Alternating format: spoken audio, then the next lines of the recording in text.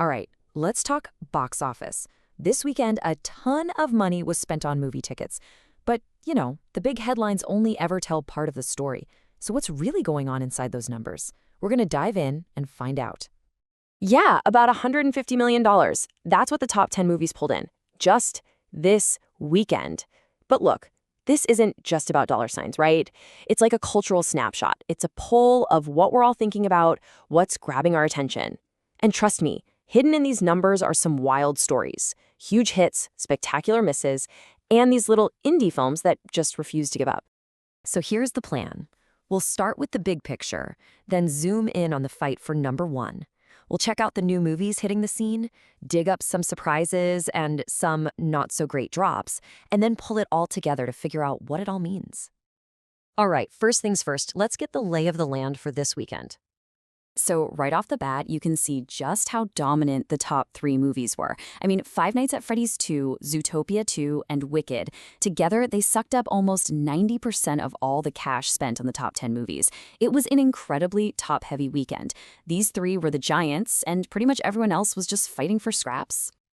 Okay, so now for the main event. Let's get into the battle for that coveted number one spot.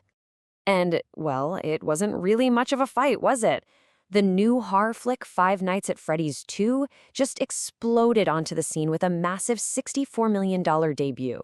It didn't just win, it completely demolished the competition. We're talking more than $20 million ahead of second place. Just wow. But take a closer look at this chart. Yeah, the grosses are impressive, but the real story is over in that last column, percent change. While Freddy's is having its victory lap, look at the other two. Zootopia 2 and Wicked both took a serious nosedive, dropping over 56% and nearly 72%. That's a big ouch. Let's just focus on that number for a second.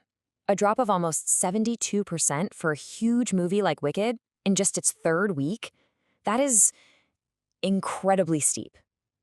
What that tells you is that the hardcore fans all rushed out to see it on opening weekend.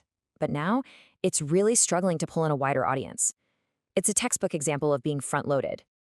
Okay, enough about the big guys for a minute. Let's talk about the new kids on the block. Because Freddy's was far from the only new movie that dropped this weekend.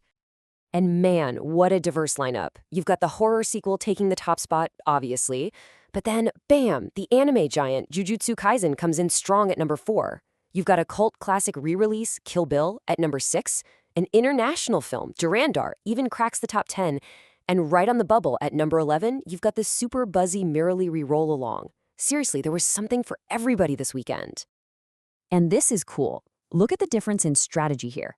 Freddy's went for the shock and awe approach, a massive release in over 3,400 theaters. They wanted everyone. Jujutsu Kaisen, on the other hand, was way more surgical. They went into about half as many theaters, aiming straight for their built-in anime fan base. And you know what? Both strategies were a huge success, just playing on completely different fields. All right, now for my favorite part of this whole thing.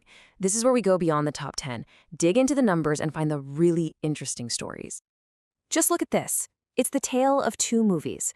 On one side, you have Sisu Road to Revenge, which just fell off a cliff. A 92% drop. Catastrophic. But then you look over at Hamnet. Not only is it still in the top 10, it jumped up by an incredible 148%. That, my friends, is the raw power of word of mouth. It just goes to show, even with all the marketing in the world, nothing beats people genuinely telling their friends, you have got to see this. Okay, to get our next hidden story, we need to understand a really important number the industry uses. It's called the per-theater average. It sounds complicated, but it's not. You just take the movie's total weekend money and divide it by how many theaters it played in. It basically tells you how full each theater was, which is a perfect way to measure pure audience excitement. So why does that matter? Well, check this out. There's a small film called The Secret Agent, way down at number 20. You'd think it was a total bust, right? Nope. It was only playing in 8 theaters, but its per-theater average was over $13,000. To put that in perspective, that's higher than Zootopia 2. It means every single one of those 8 theaters was completely jammed. That's a sign of massive demand, and it tells you this thing could be a monster hit if it gets a wider release. And one last thing. Let's talk about the marathon runners. While the big blockbusters are like sprinters, they come and go fast, some movies just keep going. Way down the list, you find these champions of longevity. The Baltimoreans is at 14 weeks. Killer of Sheep? 34 weeks. And get this, Hundreds of Beavers has been in theaters for 98 weeks. That's almost 2 full years. It's incredible. So, we've waded through all the numbers. What's the big takeaway here? What's the weekend really telling us? I think it boils down to 4 main points. 1, sequels in horror are still king of the box office. No surprise there. 2, never ever underestimate the power of a niche audience. Just ask Jujutsu Kaisen.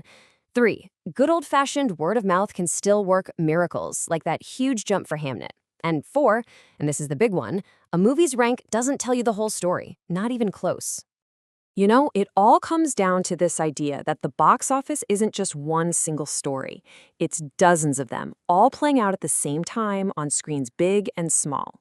If you're only ever looking at number one, you're missing out on all the most interesting stuff. So yeah, a sequel took the crown this weekend. Big surprise. But the real energy, the real clues about what's coming next was all happening in the margins. It was in the movies that suddenly surged, or the ones that sold out every single seat in just a handful of theaters. And it really makes you wonder, doesn't it? Which of these hidden gems is going to be the one we're all talking about next week?